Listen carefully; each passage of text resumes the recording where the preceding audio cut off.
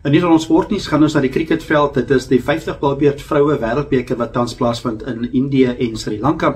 'n Briljante vertoning van Suid-Afrika se vroue span. Hulle veg terug met waardige ommekeer. Hulle het 'n paar dae terug het hulle ver verloor teen Engeland en met 10 paaltjies verloor en nou wen hulle teen Nieu-Seeland. Hulle klop vir Nieu-Seeland in hulle tweede groepwedstryd met 6 paaltjies. Dit was merkwaardig want Suid-Afrika het net 69 lopies aangeteken in hulle wedstryd teen Engeland 'n paar dae tevore.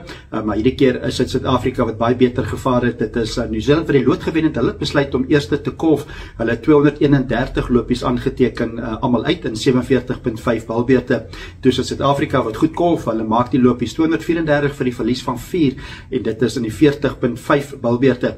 En dit is goeie prestasie veral deur Tasman Brits wat 101 lopies aangeteken het en ook Sunay Lees wat 81 onoorwonde lopies aangeteken het. So Suid-Afrika se vrouespan baie goed gedoen. Dit is veral met die bal en met die kolf. Die eerste bal van die wedstryd het Marizanne Kapp ook die paaltjie geneem van Susie Bates. So dit was 'n goeie prestasie. Goeie terugwegpoging. En nou is die moeilike wedstryd wat volg komende donderdag is dit Suid-Afrika wat speel teen die gasheer Indië. So dit is 'n wêreldbeker cricket. Dit is 50 balbeurt wêreldbeker cricket in Indië. Dit is 'n sportnuus vir Annie Tommel.